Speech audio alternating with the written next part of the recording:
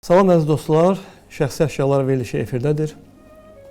Bugün mənim qonağım çox dəyərli bir insandır. Ulduz jurnalının baş redaktoru, dəyərli şair, istedadlı şair Qulu Aksəs. Qulu, mən xoş gördük. Təşəkkür edirəm, çox sağ olun. Nəhayət ki biz görüşdük, həmişə mən arzulamışam Qulu mənimlə söhbət edək. Və çünki mən həmişə deyirəm, müasir dövrdə mənim ən çox sevdiyim şair Qulu Aksəsdir. Təşəkkür Bunu mən edirəm. etiraf edirəm və o qədər gözəl şeirlər var ki, mən indi bilmirəm hansından başlayaq, amma mənim bu cümlə çox xoşuma gəlir, şeirdən bu cümlə. Bu da mənim baxtımdandır. Gözüm tanrı taxtımdadır. Gözüm tanrı taxtımdadır. Onun da yeri boş deyil. Yəni insan o qədər xisləti var ki, Tanrının taxtında da belə iddialıdır. Qulu müəllim, necədir işləriniz? Öncə bunu soruşum. Hər Allaha şükür, elhamdülillah, yaxşıdır. Jurnalda vəziyyət. Jurnalda ilə hal-hazırda sizinlə danışanda məlum oldu ki, bizim deməli, xüsusi bir layihəmiz var. Dünya Gənc Türk Yazarlar Birliyinə. Bəli. Orada həm Türk respublikalarında, həm əqraba topluluqlarında yaşayan Türk deməli, xalqlarıdır. Onların gənclərinin proza, poeziya və qismən də publisistika tənqid çap olundu bugün. İndi Allahın köməyi ilə günortadan sonra Daşkəndə buradan deməli təyyarə ilə 5 ədəd göndərəcəyik. Orada da müzakirə olunacaq, burada da müzakirə olunacaq. Nə gözəl. Yəni nə mümkün etsə eləmək. Çalışırıq ki, onu oxucuya ötürək. Yəni bilirsiniz, indi bəzən deyirlər ki, oxumurlar. Qəzet kitab oxumurlar. Şairlər də gəlirlər, yazıçılar da. Çox vaxt yazıçılar, naşirlər belə hesab edir ki, bu onların problemidir, mətbuatın problemidir. Amma inanın ki, bu təkcə bizim problem deyil. Bu həm də oxumayan adamların problemidir. Bəli. Çünki burada iki tərəf var da. Bir tərəf öz işini görür. Məsələn, mən yazıram, o bir tərəf oxumur. Bütün məsuliyyəti mənim üzərimə qoymaq olmaz. Tamamilə razı. Çünki mən öz işimi görürəm axı. Məsələn, siz indi burada veriliş çəkirsiniz də. Bəli. Deyək ki, indi televiziya baxan yoxdur. Eləmi? Amma bu çəkilirsə, deməli, bir tərəf öz üzərinə düşən işi yerinə yetirir. Öz üzərinə düşən işi yerinə yetirməyən qarşı tərəfdir. Biraz da gəlin hərdən onu qınayaq da. Qınayaq, mən razıyam. Çünki yenə deyirəm, təbii ki biz bu verilişi çəkirik, bunun öz izləyiciləri var. Amma mən istəyirəm ki, daha böyük kütlə izləsin. Əlbəttə. Yəni, əgər şəhərə çıxırıqsa, məsəl üçün deyək ki, girirsən görürsən ki, burada təqdimat var, kitab təqdimat, 5-10 adam var, amma çıxırsan görürsən restoranlarda hamı yeyib içir. Bəs mən də deyirəm ki, bu adamlar necə gəlsin? Bu, deyəndə tək ədəbiyyatda da yox, bizim incəsənətdə də, teatrda da belədir. Teatrlarda yenə heç olmasa var müəyyən qismdə gəlib gedirlər. Əzizim Bas, mən sizə bir şey deyim. Deməli, indi toylarda da musiqiyə qulaq asan yoxdur. Nəyə görə? Əvvəllər deyirlər qulaq asılır. Əvvəl nəyə görə qulaq asırdı? Mənim, təbii ki, öz fikrimdə bu. Mən bunu, yəni demirəm ki, mütləq bir fikirdir. Ola bilər başqaları razılaşmasın. Amma mənə elə gəlir ki, qabaqlar nəyə görə adamlar musiqiyə qulaq asırlar. O cümlədən toyda. Səbəb nə idi? Bəli. Deməli, yemək mağaraları bir ayrı olurdu. Çadırları. Musiqi çadırları bir ayrı olurdu. Və heç vaxt musiqi çadırında heç kimin əlində çörək görməzdi. İnsana eyni vaxtda iki qidanı vermək olmaz. O başını itirəcək. Maraqlı fikirdir. Baxın, insan həm çörək yer, həm muğama qulaq asa bilməz. O onun birini eləyəcək. Məşhur filmdə görürsünüz. Ki, o olmasın, bu olsun. Hamı xanın səsi ilə qidalanır. Orada həpəndin biri Toyunun budunu eşir. Budu eşir, düzdürmü? Deməli, iki qidanı insana eyni vaxtda vermək olmaz. Nedendir sözüme cevap vermemek hem cemal gizli göstermemeye bağlamak.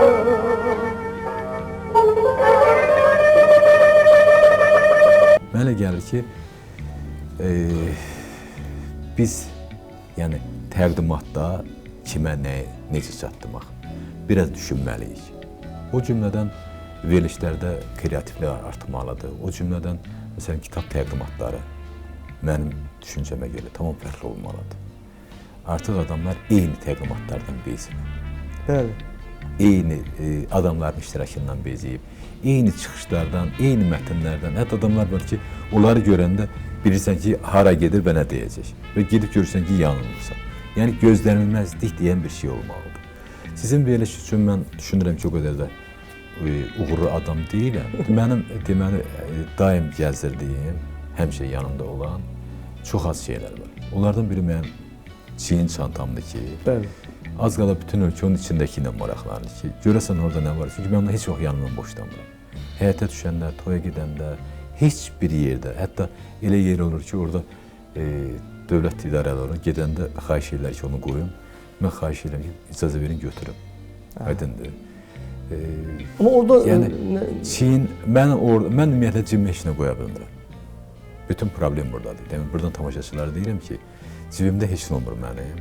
Yəni mənim cibimə nəsə qoyanda, pencəyimin, şalvarımın, gödəkçəmin cibinə nəsə qoyanda özümü çox pis diskomfortda hiss edirəm. Adam var cibindən 12 haçar, xeyli sosiska, çörək, nə bilim, xurma. Mən o taydan dostum gəlmiş, cibindən xurma da çıxardı. Yəni amma mən daha çox qəzet olanda qəzet alıb qoyuram. Həmişə kitab olur orada. Sonra iş açarı, evin açarı və s. O cümlədən deməli pandemiyadan sonra xüsusilə bu spirtdir, təmizləyici vasitələrdir, salfetlərdir. Bunlar oradan əski olmur. Başqa bir şey yoxdur. Yəni mənim şəxsi əşyalarımın başında duran, əgər mümkün olsa onu operator göstərərdi, məndən o göstərərdi. Biraz aralı durub mən onu darıxmağa başlayıram. Hə. Bax mənim bunlarda nə qədər desəz məndə var, cürbəcür. Amma bir şey deyim, mən köhnə şeyləri saxlamıram. Hə, biraz köhnəli. Hə, biraz köhnəldir və mən onu heç kimə də vermirəm.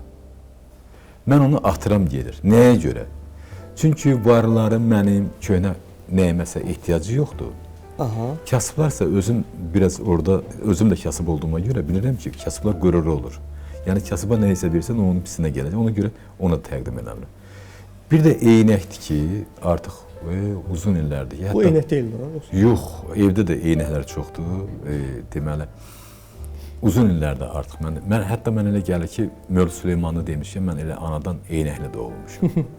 Hətta Mövlüd Süleymanı mən Nabran Nabelası kitabıma ön sözdə yazmışdı ki, mənlə gəlir ki, o hər şeyi görür. Sadəcə eynəyi ona görə taxır ki, adamlar onun gözünün içinə baxmasınlar.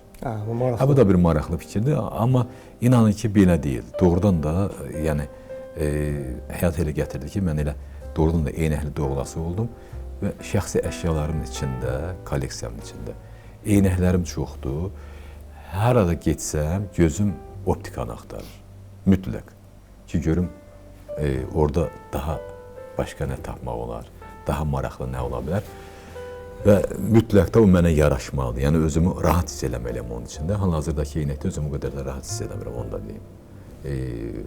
Başqa eynəyim var, orada da rahat oluram.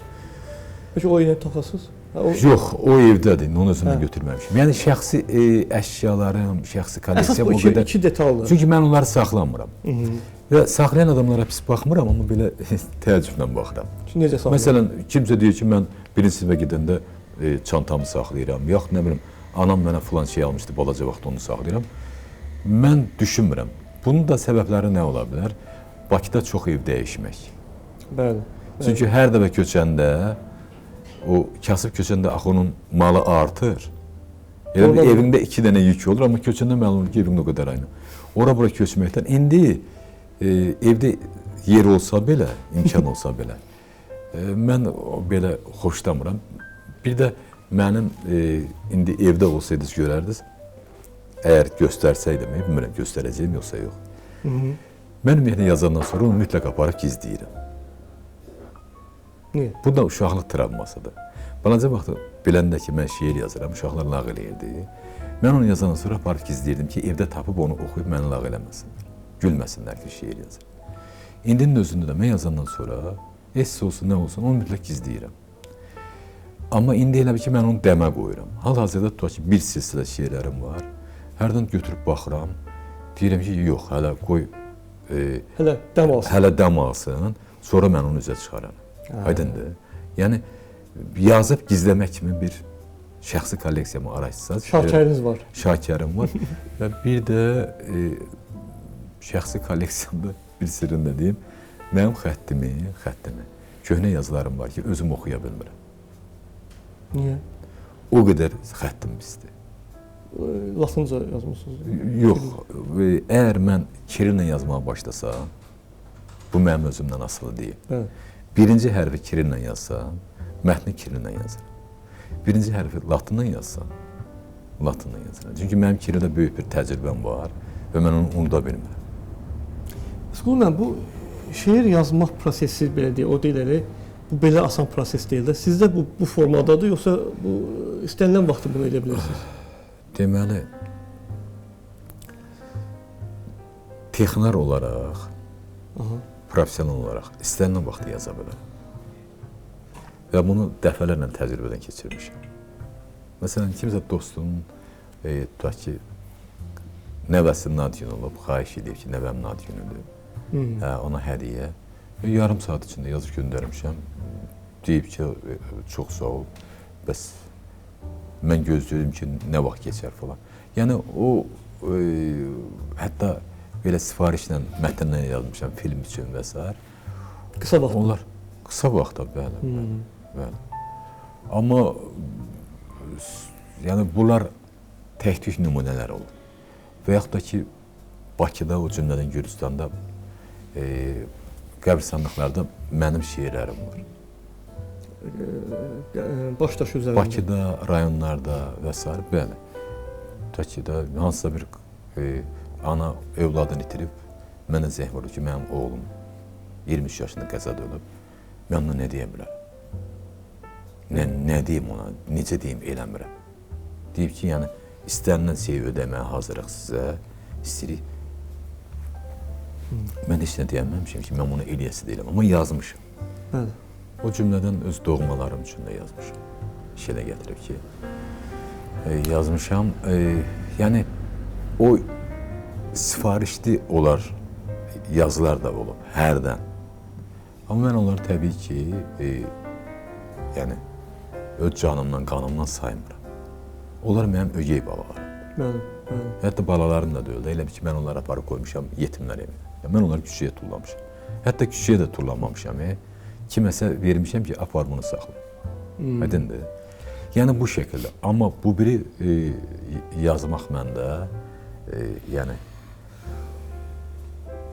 o, bir dəfə demişdim, nevrozdur. Çünki indi o fikirdəyəm. Çünki o yazmamışdan qabaq bir neçə gün adam özün çox narahat hiss edir. Məsələn, çay içirsən, görürsən ki, o deyir. Yemək yiyirsən, görürsən, o deyir. Darıxma gəlir. Dostlarla görüşsən, deyirsən ki, yox, bu dostlar da vəzət edir. Heç nə sənə xoşuna gəlmir. Evdə danışırlar, fikirləşsən ki, işte, bunlar məlum şeyləri soruşurlar ki, filan şey, filan. Və mən onda bilirəm ki, bu şeirin havasıdır. Siz yəqin kənd quyusu görürsünüz. Quyu. Həqiqi quyu. Bu şoran torpaqların yox, dağ rayonlardakı həqiqi quyular. Su zadda çıxır. Çox dərin qazılır. 10, 15, 20, 30, 40 metrlər. Su çıxana yaxın suyun qazı gəlir.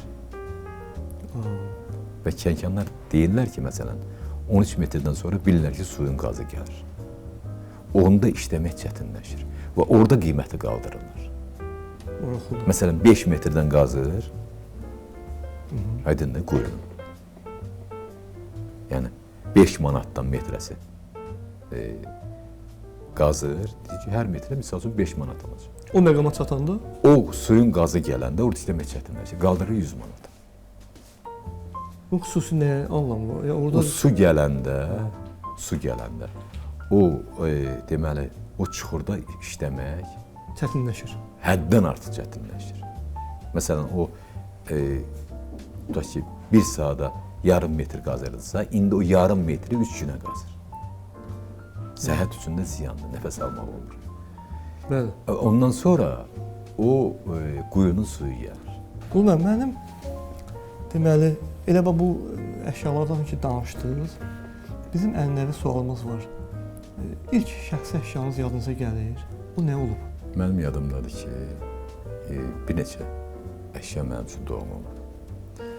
Onun biri deməli məktəbə getməmişdən qabaq anamla Bakıya gəlmişdi. Bax elə bax buralarda daimin evi var idi. Sonra onu söydülər. Yox. Sahildə. Köhnə evlər var idi, neftçilərə verilmişdi. Orada yəhudilər, ermənilər, ruslar, qarışıq millətlər idi. Yəni ümumi həyət idi. Mənim ona görə yadımda qaldı ki, mən həyətə düşdüm və heç nə başa düşmədim. Daim deyil, uşaqların önünə düşdüm, gördüm ki, bu heç biri, yəni hərə bir dildə danışır. Bir də qayıdıb qaçdım gedim evə ki, yəni bura mənimdir. Bax, orada mənə bir vilvet rəhli gödəkçi almışdılar. O qədər xoşbəxt idim ondan. Deməli, gecə hamı yatandan sonra durub xəlvətcə ona baxırdım. Maraqlıdır. Mənim sevdiyim bir, ən sevdiyim bəlkə o mənim əşya idi. İlk dəfə ki, yəni ki, mən ona canı könüldən vuruldum. Neçə il onu istifadə edədiniz? Onu, yəni ki, o 6-7 yaşında uşaq üçün idi. Onu demək olar ki, nə bilim, əynimə gəlmirdi, amma yenə də saxlayırdım onu, sevirdim onu. Yəni, bütün zamanlarda sizin üçün maraqlı oldu? Mənim üçün maraqlı idi ki, vilvet rəhli bir gödəkçi idi, aydındır. Və, məsələn... İndiyə kimi yadınızdadır, gözünüzü qalır? İndiyə kimi yadımdadır, inanın ki, indiyə kimi yadımdadır. Onunla şəkliniz yoxdur? Yox, təəssüf ki, şəkillərim, o uşaqlıq şəkillərim qalmayıb mənim, çox təəssüf olsun, yəni. Çünki şəkillərim evdə idi mənim rayonda. Ağlımıza da gəlməzdi ki, rayon işğal olar da.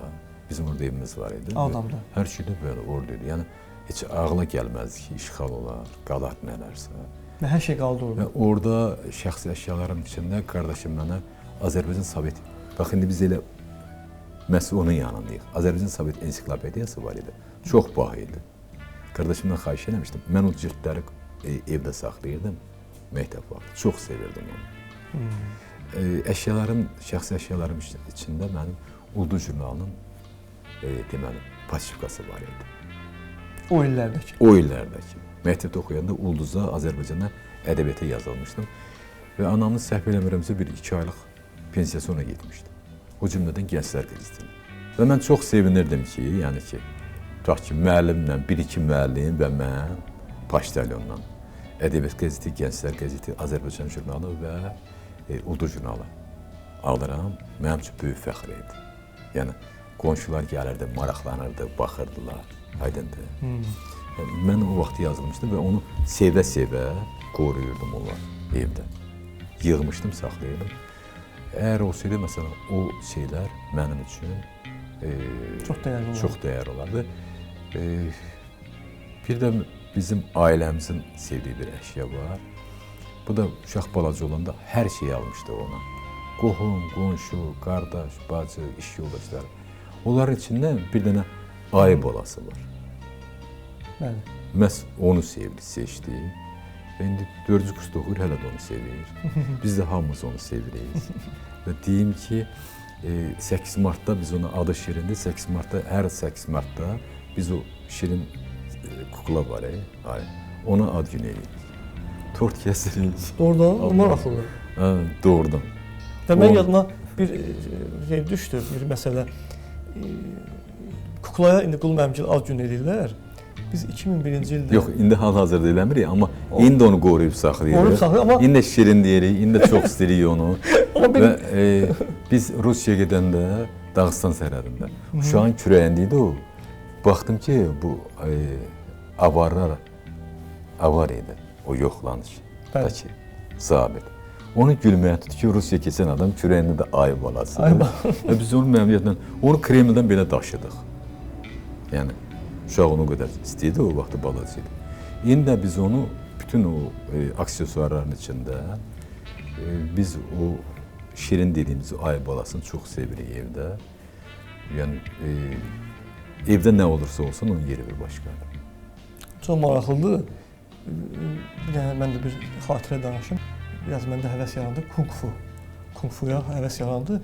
Onda da təzə kurslar açılmışdı. Həmin ərəfədə Bruce Lee-yə belə bir pərəstiş yaranmışdı bizdə də. Onun ad günü noyabrın, o indi gözü yadımdan da çıxıb, noyabrdadır. Biz noyabrda balaca tort alırdıq tələbə pulumuzla. Bruce Lee-nin ad gününü qeyd eləməyə. Və mənim də bir dənə belə bir talisman düzəltmişdim. Deməli, belə şəkilidir. Bu tərəfində Bruce Lee-nin gülən şəkli var idi. Bu tərəfdə biraz kədərli. Və o mənim boynumda, əgər həmən gün mənim əhvalım yoxdursa, onun kədərli tərəfini çevirirdim. Əgər xoş gün olubsa və çox maraqlı və o talisman indiyə kimi durur. Arada ayan götürüb onu taxır boynuna. Biraz inan var idi. Bir əməliyyatda olmuşdum, onu da taxmışdım ki, bəlkə məni xilas eləyər. Düz ağrılar zadır oldu. Bu bir dövrdür, mənə gəlir, olur, keçir. Qul mənim, deməli, əşyalardan danışdıq. İstəyirəm biraz valideynlərdən danışım. Necə bir ailədə böyümüsünüz? Valideynləriniz kimlər olub? Deməli, bir şey deyəcəm, inanın. Amma inanana, mən təzəlicə bilmişəm ki, mənim atam qazi olub, müharibəli olub. Niyə indi bilirsiniz? Ona görə ki, balaca vaxtı məndən həmişə atamın yoxluğunu gizlədiblər. Qardaşım Bakıda yaşayıb işləyib. Əskərlikdən gələndən sonra Bakıda yaşayıb işləyib. Və mən nə demişəm ki, qardaşım atamdır. Sadəcə Bakıda yaşayıb. Yəni, atamla bağlı heç nə danışmayıblar mənimlə. Ki, mən bilməyim da. 2 atamı itirmişəm. Mən 2 yaşında. 2 yaşınızı itirmişsiniz. Mən sonralar bildim ki, müharibədən deməli, sən demə, yaralı gəlib adam. Yəni, mən onu bilmədim. Onun yaralı gəlmən və çox maraqlıdır ki, bizim evdə heç vaxt biz müharibə əlin evladıyıq, biz qazi evladıyıq deyə bir şey olmayıb. Nəyə görə? O məhz kişinin xarakterinə irəli gəlir. O hesab edib ki, müharibədirsə kişi gedib döyüşməlidir. Hansı zehniyyətlə gedib kolxozda işləyibsə, o zehniyyətlə də gedib döyüşür. Yəni, bu onun işidir. Bugün yer əkirsə, sabah da gedib almanlarla döyüşməlidir. Bu amalla gedib, bu əqidi ilə gedib. Aydındır. Və deməli, anam, mən onun haqqında şeir yazmışam, Elşən Rüstəmov da səsləndirib onu. O şeir deyə bilərik? O şeir burada var, bəli, deyə bilər. Anam da evdar qadın olub, evdar qadın. Və balaca vaxtda həmişə mənə laylalar deyib, hamısı da şeir. Təbii ki, mən balaca vaxtda onun şeir olduğunu bilməmişəm. Amma bu kitabda Ağqarabağ, deməli, şeirimdə anamdan da bəhs eləmişəm. O orada, deməli, onun dedikləri demiyorlar ki, hamısı şiirdir. Demiyorlar. Orada bir yeri var. Cəmaat uyuyardı, anamsa çay qoyardı. Balası ac qalmasın, bu da qozu, alması yerimə gətirərdi, bircə mən idim dərdi. Ağaçları kəstirək, qoyunları qırdıraq, qulya toy vurduraq. Kəsildi ağacanam, kəsildi əlacanam. Qəbri torpağa, özü atama möhtəcanam. Ay. Bu bizim ailə idi. Bu nə zaman yazılıb? Bu, deməli, bizim kənd işğaldan azad olandan sonra yazmışdım mən onu, Ağqarabağ. Orada yazmışdım ki, bizim evi orada nişan verirəm. Deyirəm ki, bu da həyətimiz, qorxma yoxdur itimiz. Tutumuz qoşa-qoşa, yavaş üstün bulaşar. Gələn qonağa deyirəm, isti yuvam evimiz, dədə baba evimiz. Qabağı aynəbənddir, çox deyil, 2 bənd. 2 bənd. Hə, yəni... Gözəl. Döşəyin altı kitab, kimin yeridir sən tap? Döşəyin altı kitab, kimin yeridir sən tap? Sən tap. Gözəl. Yəni... Bir də mən atanızla bağlı bir mədəniyyət kanalında bir şeir, mən onu dinlədim, çox kədərli və çox təsirli bir şeirdir. Atam bu dünyada, o dünyanın cəhənnəm əzabını çəkib. 41-45-də faşistlərlə döyüşüb Kerçdə. Atəş kəsiləndə ya da siqaret fasiləsində Gülahlıda odun doğrayıb, axıra od töküb. Üzünü xatırlamıram deyə hərdən elə bilirəm məni öləndən sonra əkib. Bir tikə çörəyin dərdindən gecə yatmayıb, gündüz yatmayıb. Tabutdan başqa heç yerdə ayaqların oxa ilə uzatmayıb. Şəkli də qalmayıb, darıxanda köksümə sıxım. Bütün ömrü dincəlsəm də doymuram. Atamın yorğunluğu mənim canımdan çıxır. Möhtəşəm, çox möhtəşəm bir şeirdir və çox təsirli bir şeirdir həqiqətən. Mən bu məsələlərə qayıdacağıq. İstəyirəm biraz da əvvələ qayıdaq.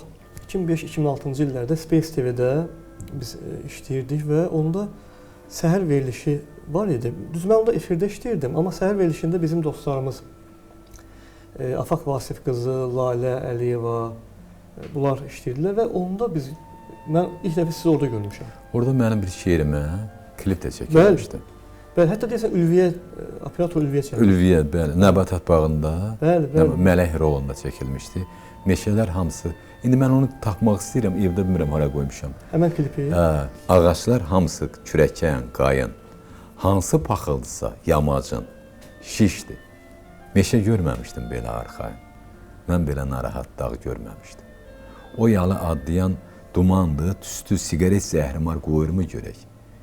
Elə sərindi ki torpağın üstü. Altı cənnət olsun, nəyimə gerək. Hardasa quzu təhməliyir ilan. Deyir bəlkə səsi xoşuma gələn.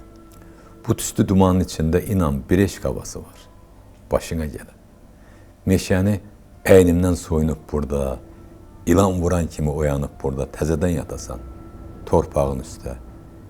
Yağış damcılaya yarpağın üstə. Yatasan torpağa, yatasan dağa, Əzrail minnətə gələ durasan. Bir ağ kağız ola, quş qarmağa. Bir şey tapmayasan tələ qurasan. Ay, gözəl. Doğrusunu deyim, səhər verilişlərini xoşlamıram. Çox tezdir. Baxmağı belə xoşlayıram. Bilirsən, Gəlməyə xoşlamıram. səhər verilişində söz adamın ağzında əsnəyir. Sözün də yuxusu gəlir. Adam əsnəmir, söz əsnəyir.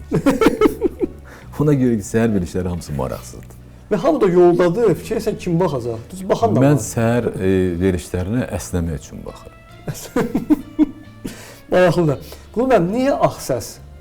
Ağsəs təxəllüsü niyə? Ağsəs, deməli, bunun çox qəribə tarixçəsi var. Mən o vaxtı çap olunanda, yəni, mən tez çap olunmuşam, 80-ci ildə.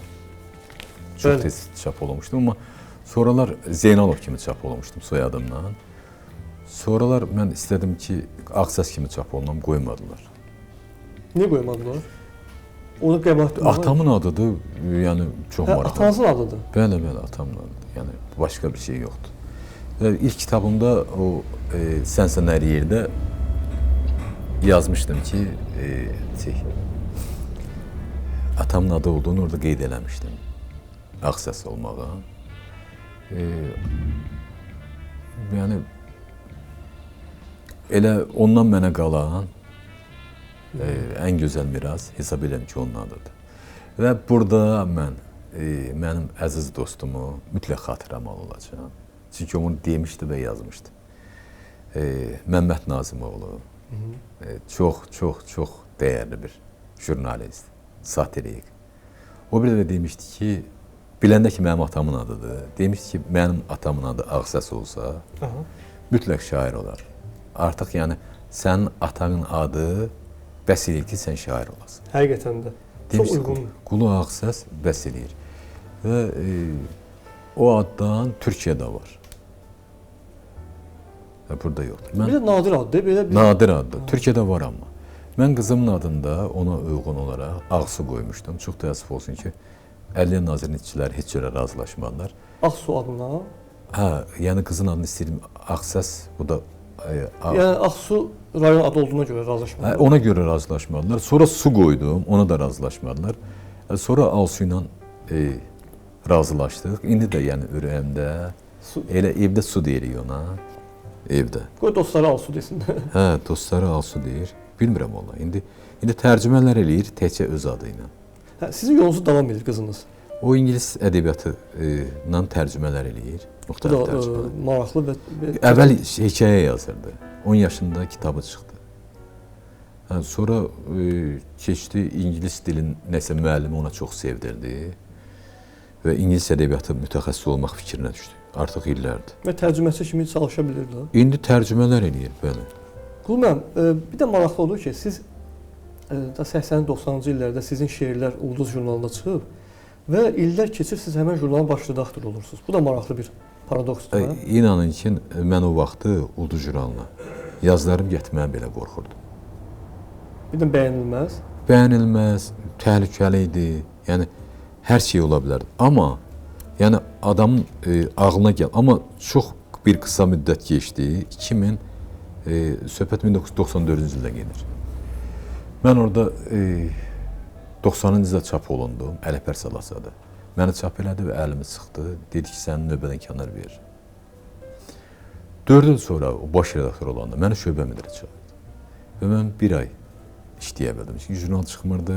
Ancaq yeyib içirdiniz mən bildiyimə görə. Hə, yəni çünki heç nə yox idi. Ölkə elə bir vəziyyətdə idi ki, jurnal çıxmırdı, maaş almırdılar. Mən də mütləq hardasa işləməli idim. Ailə var. Yox, subay idim, amma yəni anam yanımda idim. Nəsə yeməlisən, nəsə içməlisən, dostlarla görüşməlisən. Və mən qaçıb radioya getdim. Azərbaycan televiziyası? Azərbaycan, getdim ora. Daha doğrusu mən qəzetdə idim, dəvət elədim Öyrü Süleyman, getdim ora. Onda əslində mən 94-cü ildə oranın işə gəlmişəm. 10 il keçdi, təkrar mən ora dəvət elədilər. 2004-cü ildə. Və bu dəfə fikirləşdim ki, görünür taledir da. Bəli. Mən bundan qaça bilmərəm. Və bu dəfə getdim, 2004-cü ildən orada çalışıram. Bəli. Yəni uzun bir müddət keçdi. Mən istəyərdim ki, məsələn də yeni adlar olsun. Və hətta bir şeir yazmışdım. Orada yeni adlar var. İstəyirəm onu oxuyum. Buyurun. Ümidimi ütüləmişdim. Barmağımı cütləmişdim subay vaxtı. 2 oğlum olasıdır. Birinin adı Tezol, birinin adı Təkər. Tezol zamandan iti, Təkər maşından yekə. Qayğılar bastı başımdan. Özümü güclə atdım zaman maşından. Baxdım ki, aləm qarışıb. Ümidimin ütüsü cəhənnəm, barmağımın cütü qırışıb. Baxdım ki, ömür yarıda. Qızımın adını su qoydum. Ciyərim yanırdı, övladlarıda. Dostumun oğlu, Həsənin oğlu. İndi bank sistemini işləyir, 2 mən. Deyib ki, bu şeir oxuyub, deyib ki, ata, mən Mirmövsüm ağaya nəzər deyirəm, Qulu əmimin qızı olsun. Deyib, niyə? Deyib, o Tezol Təkər adı olar. Bu uşaq biabr olacaq. Bir də o adı qoyamaq? Hə, Tezol, oğlan uşağı Tezol da, oğlan necə olmalıdır? Bəli. Tez olur. Ha, Tezol. Tək ərdə, bu vurğunu baxır, hara salırsan, tək ərdə. Belə bir təkər, başın təkəri. Və onun duası həyata keçdi. Duası həyata keçdi. Yaxşı ki, qız oldu. Deyib ki, deyib Tezol Təkər, uşaqlar lağ eləyəcək falan. Fikir vermiş. Amma mən indi istəyirəm ki, bu 2 ad oturuşsun. Amma yenə də onu lağa qoyacaqlar ki, təkərdir. Əzizim, qurban olum, türk adlarını lağa qoymaq bizdə var da. Türk adları. Ona görə tək ər belə yazılır. Qazan adını lağa qoyurlar. Qazandan gözəl adı var. Hə? Orada Dəli Qorqudda Qazan. Heç biz o Qazanla onu müqayisə edə bilmirdik. Görürsüz. Yaxud məsələn Dursun adı. Mənim bacımın adı. Ben elə Allah kömək olsun. Problem olan. Dursun kişi adı da var. Dursun kişi adı da var. Təmiz türk adı da Dursun. O biri bacım dünyasını dəyişib balaca vaxtı. Bu doğulanda adını Dursun qoyublar. Növbəti olanda qoyublar Bəst. Bəst. Hə, biri Dursundur, biri yəni ki, da 2 qız bizə bəs eləyir. Kifayət edir. Hə. Baxın, bu tərtəmiz türk adlarıdır. Aydındır. Yəni bunlara deyirsiniz ki, bunlar aktiv Mən tez olub da, əlbəttə. Məsələn, Cəfər Cabbarın qoyduğu adlara baxın. Almaz, Yaşar, Solmaz. Bəli. Görün nə gözəldir. Qulməm, Qəşəm Necəsadə bir dəfə sizin haqqınızda post paylaşıb və o şeir mənim tutdu yaman. Deməli, bunu ancaq sənə danışıram, bircə balama. Kasıb evimdə bağlanmış turşu bankasıdır atan. Ağzı hərdən açılır. Ağzı hərdən açılır bayramdan bayram. Necə gözəl. Bu qədərdir yoxsa? Yox, yox. O şeir Türkiyədə çap olunub, tərcümə olunub Türkiyədə də. Və Türkiyədə çap olunan variantı evdə, deməli, mən onu evdə asmışam. Uşaq otağından çıxanda onu görür. Balaca vaxtı olanda mən ona o şeiri ithaf eləmişdim. Bunu ancaq sənə danışıram. Bu ona yazdığım bir neçə şeirdən biridir. Bu şeir. Bəli, bəli. Bir neçə şeir yazmışam, biri də odur. Bunu ancaq sənə danışıram, mən indi onu bütöv oxuyaram.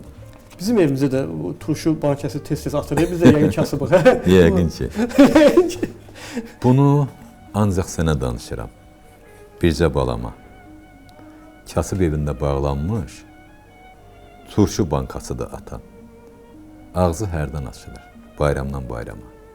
Sənin dünya gəlişində bayramdır deyə bir-iki sözüm olacaq. Allah eləsin oxşamasın. Sağlığa, nəsiyyətə, öydə, giləyə. Bəlkə haçansa dadına çatdı. Çətin gündə, dar ayaqda. Quş quşla ötmür balası. Şair şairlə dilləşmir. Quş budaqda oxuyur, şair baraqda. Qadına yalan danışmazlar. Həqiqət kişidir səhv eləmirəmsə. Əlbəttə, kişi lazımdır qadına. Kişiyə gerçəyi deməzlər. Yalan qadına oxşar daha çox. Ona görə hər kişinin ürəyindən baxmaq keçər yalanın dadına. Bir də unutma, mən kimsəsizliyimdən bənzərsiz oldum. Sən deyəsən atana oxşayacaqsın.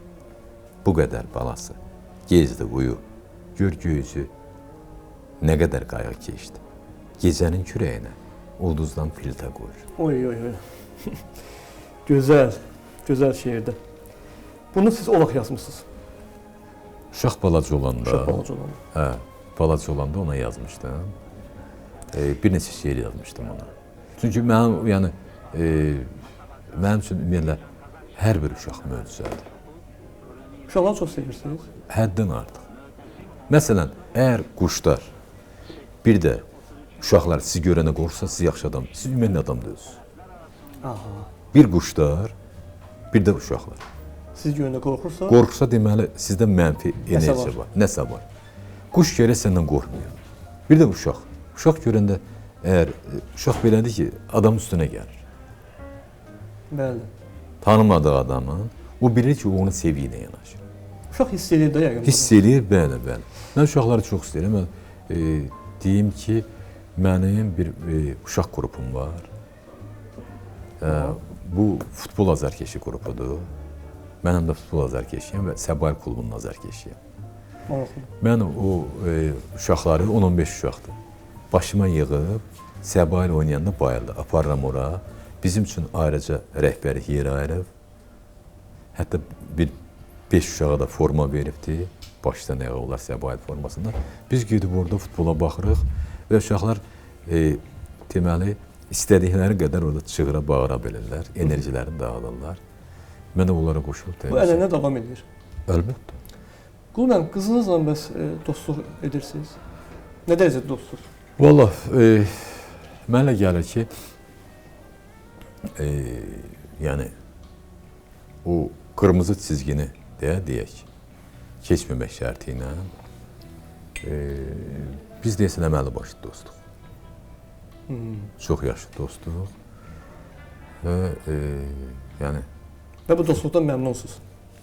Biz məmnunluq bilmirəm, anaları məmnun yoxsa yox, çünki evi dağıdanda bir yerdə dağıdıq.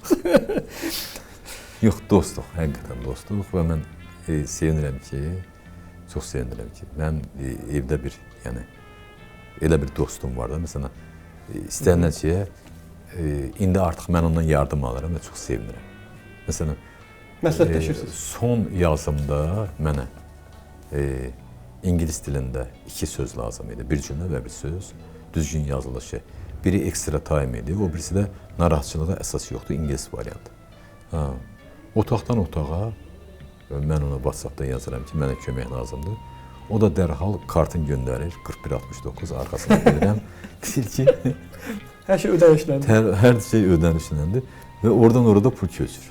Ha da indi artıq o Bəli, o bəli. işi tərcüməsi işdə var Tembol. Yəni artıq ona hər şey Yəni ürək. hər mənada indi bu işin yarı zarafat tərəfi, amma ciddi, yəni o istəyir onu, tələbədir və onu eləmək lazımdır. Amma doğrudan da bizim onunla söhbətimiz tutur. Ədəbiyyatla bağlı, sənətlə bağlı, Həyatla musiqi ilə bağlı istənilən mövzuda polemika aparmaq olur. Fikirləriniz üst-üstə düşür həmişə. Yox, düşmür. Mübahisə də olur. Mübahisə də olur. Məsələn, onun İngilis ədəbiyyatına, Amerika ədəbiyyatına aşırı sevgisi var. Onun Çox sevir. onun sevimli şairi kimdir?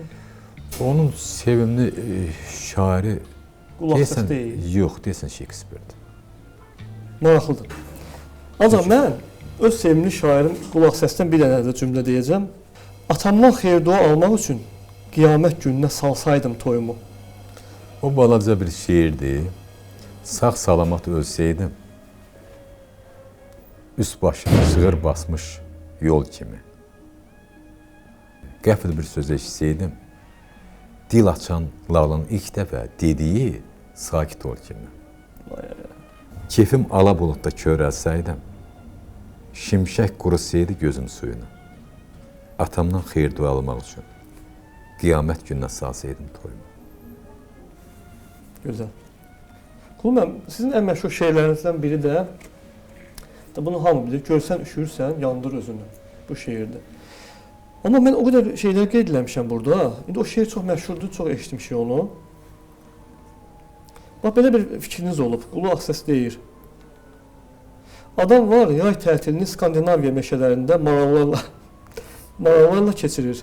Qış tətilini Cənubi Amerika karnavallarında ceyranlarla, sonra da televiziyaya çıxıb deyir ki, Azərbaycanın yayına da qurbanlığının qışına da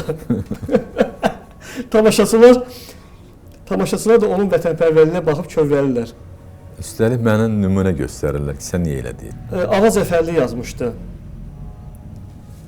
Deyir ki, Qulu Ağsəs deyir ki, qəzetlərin birində bir xanım müsahibə almağa gəlmişdi. Qulu müəllimdən suallar verib və Qulu müəllim də çox böyük həvəslə danışıb. Müsahibə qurtarandan sonra xanım qayıtdı, Qulu Ağsəsdən soruşdu ki, sizin adınız, soyadınız, vəzifəniz nə idi? Qulu müəllim də bu söhbətdən çox dilxor olur. Baş redaktora zəng edir, deyir ki, xahiş edirəm müsahibəni verməyin, ümumiyyətlə diktafondan da qalmasın. Məyus edici vəziyyətlər. Gələn adam bilmir ki, kimlə söhbət edir. Bizim hər il, deməli, fevral ayından iyun ayına qədər Azərbaycan Universitetindən bizim 4-cü kurs praktikatlarımız olur. Bəli. Soğuqda onlar artıq 3-cü ildir ki, Ulduz jurnalını seçirlər. İngilis filoloqları və Azərbaycan filoloqları. 60 uşaqda, 63 uşaqda, böyük bir kütlədir. Biz onların ulduzlu görüşlər elədik. Azərbaycanı tanımış adamları ilə falan. Uşaqlara mən ən birinci nəyə deyirəm? Adını soruşuram, Leyla. Deyirəm, adının mənası nədir? Öyrən. Hardansan? Balakəndən. Balakənin mənası nədir? Öyrən. Harda oxuyursan? Azərbaycan Universitetində. Azərbaycan nə deməkdir? Öyrən. Universitet nə deməkdir? Neçənci ildə yaranıb universitet? Adı nə deməkdir? Onu öyrən. Ondan sonra deyirəm ki, əzizim, hara gəlmirsən? Bura hara? Deyir, yazıçılar bir. Deyirəm, yazıçılar bir nə vaxt yaranıb? Düş aşağı, bax, o, gör burada kimlər işləyib. Ondan sonra deyirəm, Ulduz jurnalına gəldim, neçənci ildə yaranıb. İlk baş redaktoru kim olub? Aydındır. Hə, bu çox əslində yaxşı bir qayda qanunu. İnsan öz adının mənasını bilməlidir. Doğulduğu ölkənin adının mənasını bilməlidir. Rayonun mənasını bilməlidir. Getdiyi yeri. Mən hara getsəm, birinci girib Google-dan ona baxıram. O yer haqqında O yer haqqında, bəli. Mən Şabranda olanda bilirdim ki, bu Aynə Sultanovanın kəndindən mən dincəldim. Pirəbədil bilirdim ki, Aynə Sultanovanın kəndidir. Və mən maraqlı idi ki, Azərbaycanın belə bir inqilabçı qadını getdim gördüm ki, kənd belə bir gözəl kənddir. Şabranda. Bizim o istirahət yaradıcılıq mərkəzi var. Şabranda eşitmişəm, o orada kəndin adını eşitməmişdim. Bəstəkarlar, rəssamlar və yazıçılar üçün dövlət bir istirahət mərkəzi istəyir Şabranda. Və mən gedəndə orada müşahidə elədim. Baxdım ki, dağ kəndlərində qonşu evlər hamısı bitişikdir. Fikirləşdim ki, bunlar burada hava o qədər suyuqdur ki, evlər də üşüyür. Əslində onlar ayrı-ayrı tikili. Maraqlıdır. Aydındır. Axı kənd evləri bir-birindən ayrı olur. Bəli, bəli. Elə sol ki, arasından 1 kilometr geç. Burada o qədər hava yağıntılıdır ki, bu evlər özləri gəlib birləşir. Aydındır.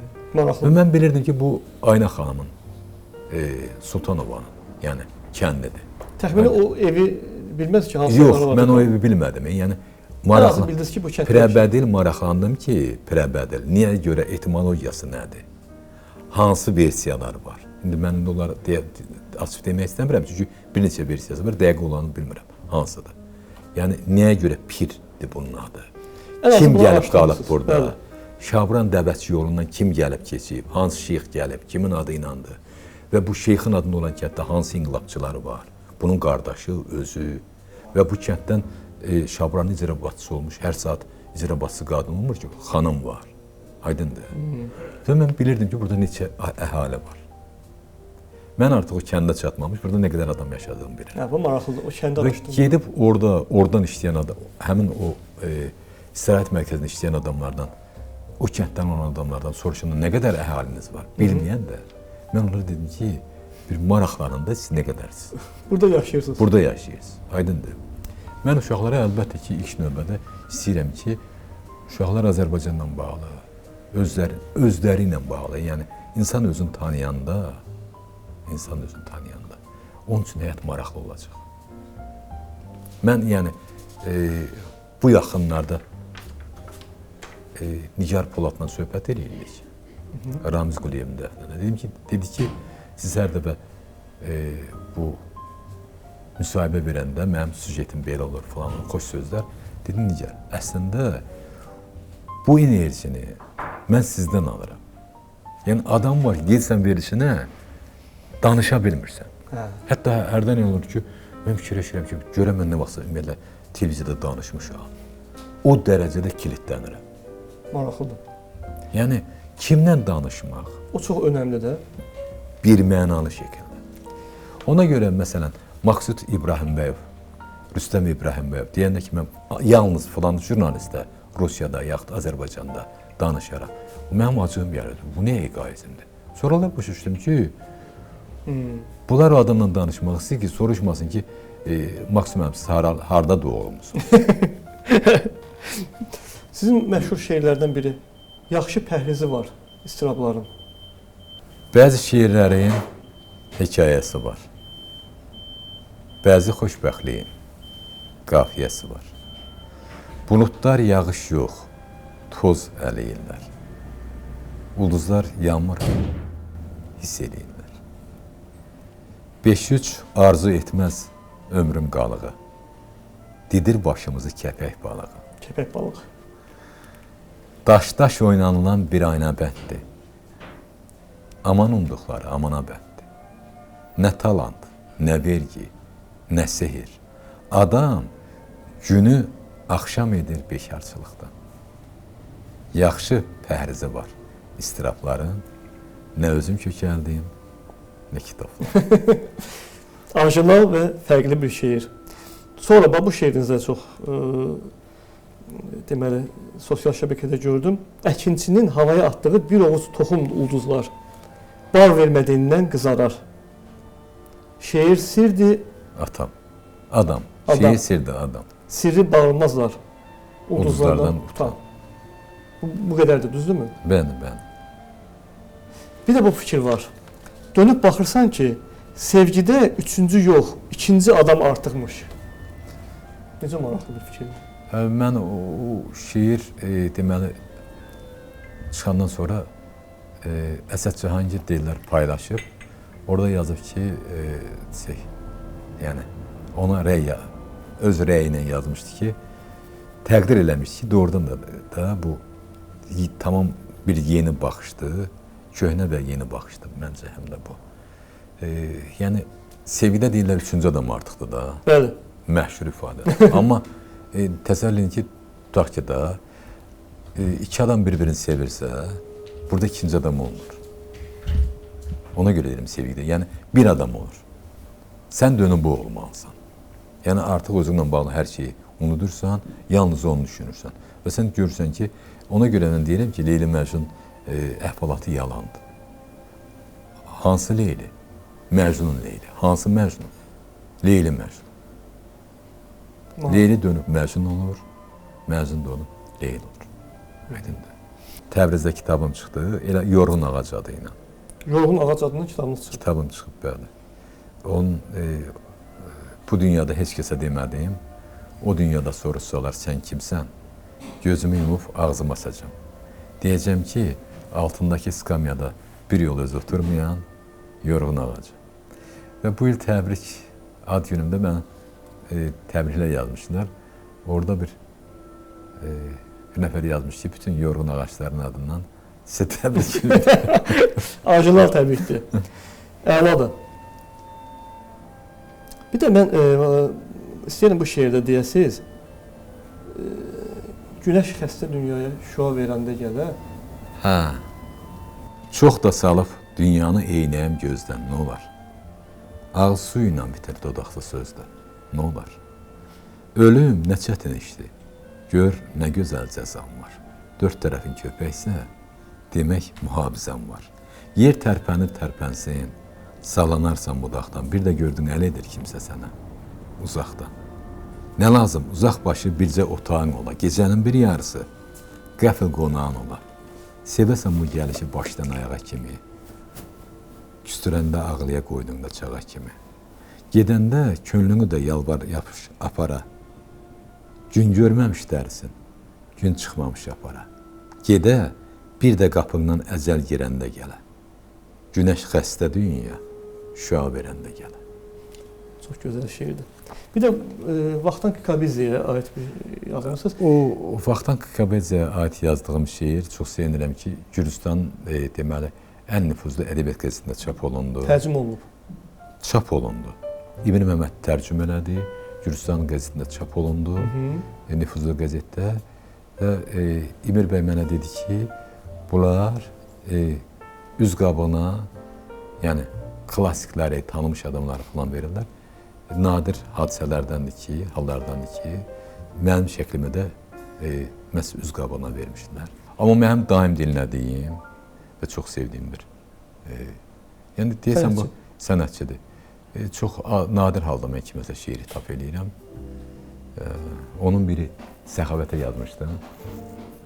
Özündən müğayət olmadı, özündən muğamat oldu. Səxavətə yazdım. Bir də budur. Qulaq Səsin sevimli şairi varmı? Əlbəttə var. Mən ümumiyyətlə sevimli şairlərim çoxdur, amma yəni ədalətsizlik eləmiş olaram kimlərinsə adını çəksəm. Hətta sevmədiyim belə şairlər də olur ki, görürsən ki, çox gözəl misralarına, şeirlərinə rast gəlirəm. Və sevdiyim şeirlər daha çoxdur, nəinki şairlər, belə deyək. Amma bir müəlliflərdən bir-iki ad çəkə bilər, yazısı da ola bilər ha bunun üçün. Əlbəttə, ən çox sevdiyim şairlərdən biri mən Eldar Baxışdır. Bir də belə bir fikriniz var. Daha doğrusu şeirinizdən də yəqin ki bu, səni sevməkdən də vacib işlərin var. Yəni sevgidən də vacib işlər olur. Olanda olurdu. Amma yenə sonra düzəldirəm axı, deyirəm amma yenə səni sevirəm. Hə. Tənbələm də. Yenə də qaydasız sevgi. Hə. Sonra belə fikriniz var. Şair Qulaq Səs bir dəfə dedi ki, hansısa məclisdə hərdən olur şeir oxumağını istəyirlər. Balaca bir şeir oxursan, bir nəfər də qayıdır ki, elə bu, ay, güya bunu başa düşdün ki, bax Rəşid doktor kimi, bilmirəm olub ya yox, belə bir yəni... Olub. Bəzən adamlar elə gəlir ki, əgər şeir oxursansa, yarım saat sən orada mikrofondan asılmalısan. Və qısa bir şeir oxuyanda da fikirləşir ki, nə oldu? Bayaqdan bayquş ulayır, qonşu itinin üstünə, Tanrı göy yorğan sırıyır, bu yer mitlin üstünə. Yer mitlin üstünə. Necə möhtəşəm fraz cümlələrdir. Bu gecə elə tıncıxır, adam lap dava axtarır. İsaq-musaq quşu çıxıb, ağaçda dəvə axtarır. Bəh, gözəl. Gecəni yola salırdan, arxasınca şehçiliyir. Günəş işə çıxmamışdan, xoruzlar sift eləyir. Gül uzadır, baş daşındakı şəkilə, 3 yaşında uşaq. Ata, anam almır. Mənə velosiped al. Gedək, sən mənə velosiped al. Çox, ən deyərəm ki, təsirli şeylərdən biridir. O müharibə dövrü yazdığım şeirlərindən biri də belə idi. Onu Müharibə əlili şeiri var. yox, bu müharibədən sonra da yazdırmışdım orada. Bəli. Deyir ki,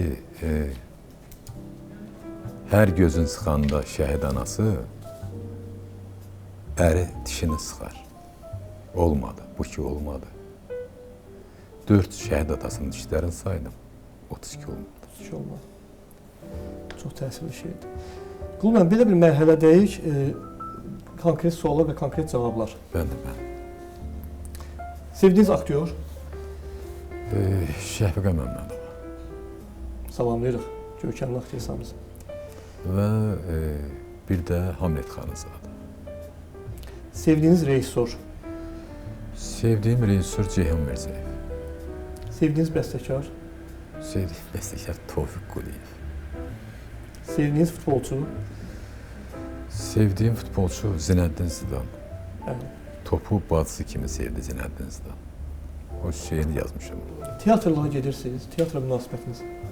Teatrlara gedirəm, amma yaxşı tamaşalara çox təəssüf ki, çox da rast gəlmir. Bu da bir problemdir, hə? Bəli. Dostluq nədir? İnsanın özü ilə münasibətidir. Özü ilə səmimiyyətidir. Özü ilə. Bəli. Özü ilə dost olmayan adam inanmıram kimdənsə dost olsun. Vətən nədir? Vətən. Mən heç vaxt vətənə şeir yazmamışdım. Heç yazmamısınız. Yox. Deməli, bu yaxınlarda birini yazdım. Axırı belədir. Hərdən aramız dəyir. Səbəbini indi deyirəm. Sən vətənpərvər şeir istəyirsən. Mən şeirpərvər vətən istəyirəm. Canım vətən. Qəşəng. Vicdan nədir? Vicdan insanın tanrısı da. Başqa bir şeydir. Ya da hesabat ana. İkisindən biridir. Azadlıq nədir? Azadlıq odur ki, həddini biləsən. Xoşbəxtlik nədir? Xoşbəxtlik illüziyadır.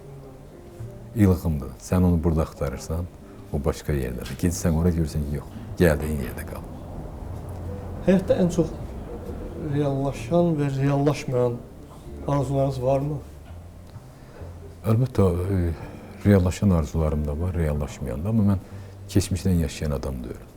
Məsələn, mən deyəndə ki, dünənə qayıtmaq istəyirəm, deyirəm yox, təzədən bir də bu boyda zülüm çək, Allah, yox, yox, elə ən salamatı sabahı görmək. Əla. Nə zamansa şəxsi həyatda ya işdə, belə deyib, boşluğa düşmüsünüz? Dəfələrlə. Mən ümumiyyətlə deyirəm ki, yaradıcılıq böhranı keçirməyən, depressiya keçirməyən adamlar hamısı istedadsız adamlardır. Yalnız istedadlı adam boşluğa düşə bilər. Mən sizə bir şey deyim, boşluğu başqa mənada götürək. Sən əgər uçmasan kosmosa, necə boşluqda ola bilərsən? Kimi sən uça bilirsən, qanadın var da. Yerlə sürünən adam necə boşluğa düşə bilər? Bəli. Filmlərdə və kitablarda hansı janra daha çox üstünlük verirsiniz? Mən demək, filmlərdə tez-tez kadrların dəyişməyini xoşlayıram. Dinamikanı. Dinamik olsun. Bəli, dinamik olsun. Yəni, biraz çox danışırlar, onu çevirən başqa kanal. Bizim verilişdə biraz dinamika azdır. Yox, bu verilişin formatı başqa. Mən filmdən söhbət gedir. Onda belə çıxır ki, Tarkovskinin filmlərinə baxırsınız ümumiyyətlə. Yox, baxıram. Biraz orada uzun kadrlar var. Yox, mən uzun danışanda, kadr dəyişməyəndə filmdə xoşum gəlmir. Yorulursunuz. Yoruluram mən. Həyatda ən çox nədən qorxursunuz? Adamları tanımaqdan qorxuram mən. Yəni, bir cür tanıyıram, Başqa cür çıxır. başqa cür çıxır, bəli. Qadınlarda ən çox qiymətləndirdiyiniz keyfiyyətlər? Qadınlarda ən çox qiymətləndirdiyim keyfiyyəti deyim də. Mən istəmirəm heç bir qadın kişi kimi qadın olsun. Qoy yenə qadın olsunlar. Bəs kişilərdə ən vacib keyfiyyət? Mən istəmirəm ki, heç bir kişi qadın kimi kişi olsun. Qoy yenə kişi kimi kişi olsun. Qulman, Sovet aktrisası var, Ayşə Frendlich. Onun belə bir fikri var. Hörmət, dostluq və ehtiras. Bu üç şeyin cəmi sevgini yaradır. Bu üç şeydən biri olmayanda sevgi də olmur. Sizcə bu üç şey kifayətdir, yoxsa əlavə eləmək olarmı? Hörmət, dostluq və ehtiras. Mən ora bir kapsulada sevgi atardım. Hörmət, sevgi, ehtiras və o sevginin bir də onun üstünə gələrdi. Sevgi bir də gəlsin. Bir də gəlsin onun üstünə. Maraqlıdır. İndi fikirlər deyəcəm. O fikirləri ardını siz tamamlamalısınız. Hə, böyle. Əgər müharibələr olmasaydı, Müharibə haqqında bir dəfə yazmışam. Müharibə Tanrının, dünyanın insanın ixtiyarına verdiyi ayrı-ayrı məqamlardır. İnsan, mən əlimi çəkirəm, görək sən nə edirsən? gözəl bir cavab. Yaşamaq ona görə lazımdır ki, Ona görə ki, ölmək lazımdır. mədəniyyət və ədəbiyyat ona görə lazımdır ki, Yəqin ki, bizi bu dəri, sümük və ətdən ibarət olan insanın bu iki şey olmasa, o elə dəri, sümük və ət olardı. maraqlı cavabdır. Həyatın müəyyən məqamlarından sonra Anladım ki, yalnız irəli baxmaq lazımdır. insan kamilliyə yetişmək üçün Kamil də olmalıdır. kamil doğulmalıdır. Bəli, bəli. Yaxşılıq etmək olar, amma bir şərtlə ki, Şərtsiz. Heç bir şərtlə yaxşılıq eləmək olmaz. Biz quşa dən atanda tutub onu yemək istəyirik. Yox, heç bir şərt. gözəl cavab. Yox, ümumiyyətlə şərtlə yaxşılıq eləmək olmaz. Mən insanlıqdan bir şey tələb edərdim. Mən insanlıqdan əgər, yəni o ixtiyar mənə versə ki, nəyisə tələb edeyim, vallahi mən ondan özü olmağı tələb edərdim. Çünki onda yaşamaq maraqlı olur. Məsələn, cibgir özün, tutaq ki, din adamı kimi göstərməsin. Qoy cibgir kimi. Mənim cibgir dostum var, çox sevirəm onu. Yəni ki, bilirəm ki, bu adam uğurludur da, cibgirdir. Bu belədir. Misal üçün. Bu belədir. Və gizlətmir də, heç çölə də çıxmır yazıq, elə daim içəridədir. Çıxan kimi də yenə uğurur. Və heç harda o demir ki, insanlıq, ləyaqət, düzlük filan. Deyir, mənim işimin adı budur. Mən insandan onu istəyərdim ki, o nədirsə o da olsun. Mən o şəxslərə bir şeyi bağışlamıram və yəqin ki, heç bir zamanda bağışlamayacağam. Var elə adamlar ki, onlara heç nə. Çünki onlar, nədir, mənə özlərini tamam ayrı cür tanıdıqlar. Tamam başqa cür. Və illər keçəndən sonra məlum olub ki, bu adamlar. Və ona görə də mənim balaca bir şeirim var, orada deyilən ki, mən heç vaxt şeytana daş atmadım dost. Həmişə şeytan məni daşladı, mən sustum. Gözəl. Əgər sən ədalətli adamsansa, Ədalətli adamsansa şeytana daş atmayacaqsın. gözəl. Ümid hələ də ölməyib, ona görə ki, Deyirlər, heç sonda ölür. Ən sonda. Ümid heç sonda da ölmür. Yəni, baxın da bu yer kürəsi hələ də nəyəsə ümid eləyir. Ədalətə, nəyə. Məncə o heç vaxt ölməyəcək ümid. maraqlı. Bir daha dünyaya gəlmək şansım olsaydı, bu dəfə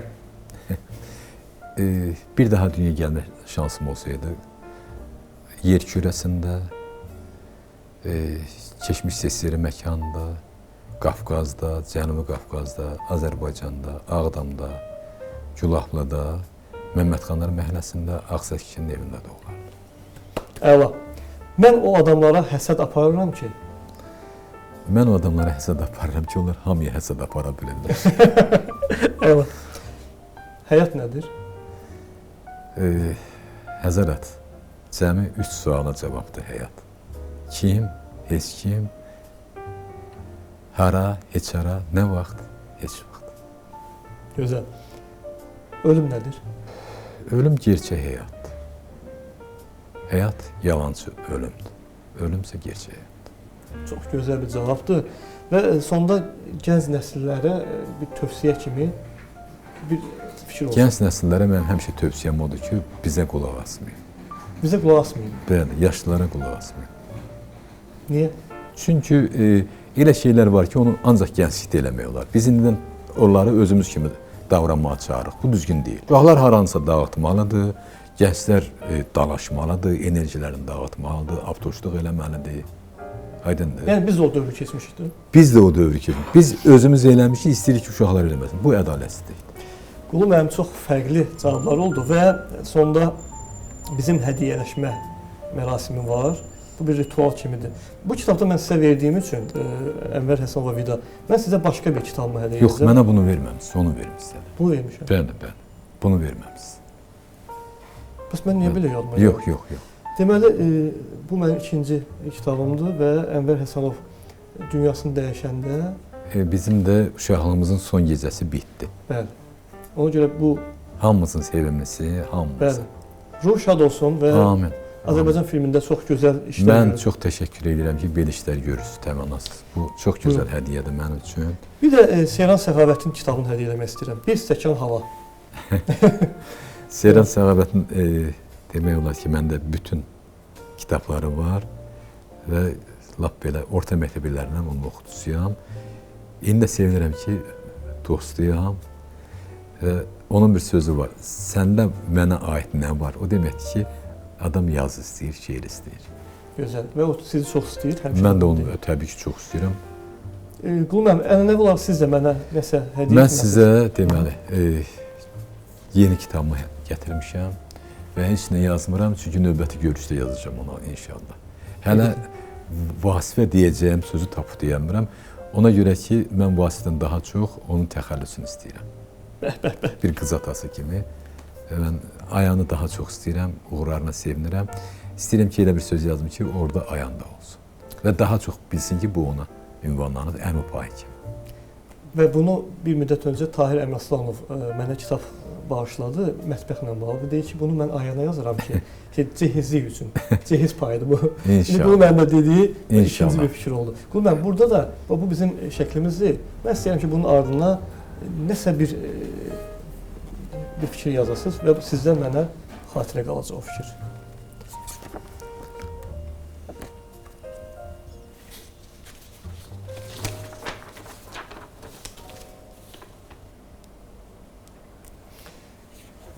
Qulum, təşəkkür edirəm. Yaxşı əlləriniz var, yaxşı ki, yoxsa adamın əli havada qalır, dostlar olmasa. Mən sizə təşəkkür edirəm. Mən təşəkkür edirəm. Bu bizim söhbətimiz yenə də davam edəcək. Nə zamansa biz ikinci hissəni Allah qoysa çəkəcəyik və onun ardı olacaq. Çox yaxşı olar, mənlə gəlir ki, yenidən görüşə bilərik. Minnətdarım. Sevə-sevə. Təşəkkür edirəm. Sağ olun, çox sağ olun.